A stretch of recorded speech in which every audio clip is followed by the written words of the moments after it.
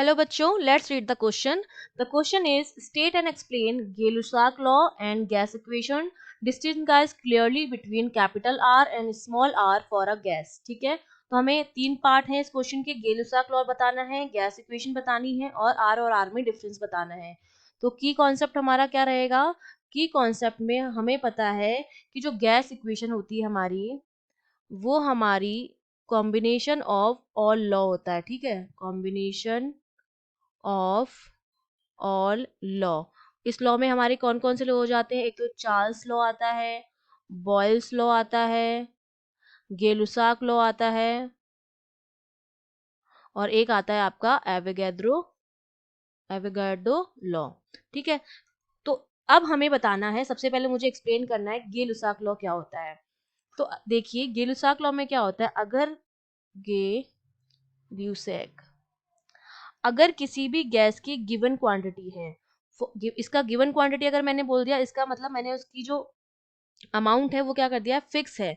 तो मैं कह रही हूँ for a given quantity of gas, given quantity of gas at constant volume. अगर वॉल्यूम को मैं कांस्टेंट रख दूं किसी भी गैस की गिवन क्वांटिटी के लिए, तो मेरा जो प्रेशर आता है वो टेम्परेचर के क्या आता है, प्रोपोर्शनल आता है. ये मेरा गे-लुसाक लॉ कहता है. मतलब प्रेशर को बढ़ाएंगे तो टेम्परेचर बढ़ेगा, प्रेशर को कम करेंगे तो टेम्परेचर क्या होगा, कम होगा. ठीक है, अगर मैं वॉल्यूम को क्या कर दूं, कांस्टेंट कर दूं, और जो उसकी क्वांटिटी है उसको भी क्या कर दूं, मैं कांस्टेंट कर दूं, तो ये मेरा गे-लुसाक लॉ हो गया. गैस इक्वेशन हम सब जानते हैं कि जितने भी लॉ हमारे दिए गए हैं सबका क्या होता है, कॉम्बिनेशन होता है, जिसको हम लिखते हैं PV equals to N R T से, जहां पर पी प्रेशर है, वी वॉल्यूम है, एन नंबर ऑफ मोल्स हैं, आर यूनिवर्सल गैस कांस्टेंट और टी टेम्परेचर होता है. तो देखिए गे-लुसाक लॉ भी यहाँ से निकल आएगा. एन को हमने क्या कर दिया है, फिक्स कर दिया गिवन क्वांटिटी के लिए, तो ये हमारा कांस्टेंट हो गया.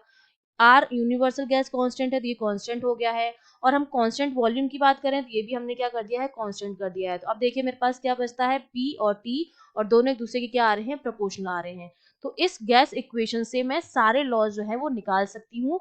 हमें पता होना चाहिए कि किन वैल्यूज को हमने कांस्टेंट पर रखा है और किन वैल्यूज को हम चेंज कर रहे हैं. तो ये हमारी हो गई गैस इक्वेशन.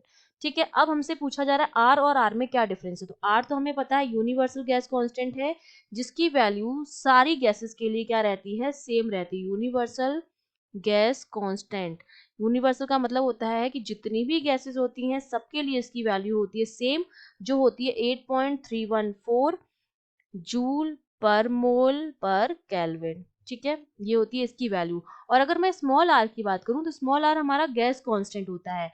किसी एक पर्टिकुलर गैस के लिए तो इसकी वैल्यू जो होती है कांस्टेंट रहती है, लेकिन अलग अलग गैसेस के लिए इसकी वैल्यू जो होती है वो अलग अलग होती है. Different for different gases, different for different gases. मतलब एक गैस के लिए तो इसकी वैल्यू फिक्स आएगी, लेकिन अलग अलग गैसेस के लिए इसकी वैल्यू जो होती है अलग अलग आती है.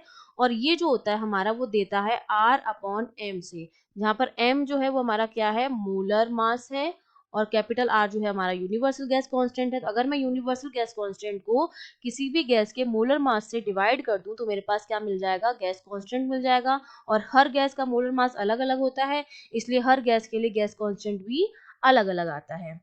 और इसकी यूनिट अगर मैं लिखूं तो यूनिट इसकी होती है जूल पर किलोग्राम पर केल्विन. ये इसकी यूनिट हो जाती है. I hope you understood well. All the best.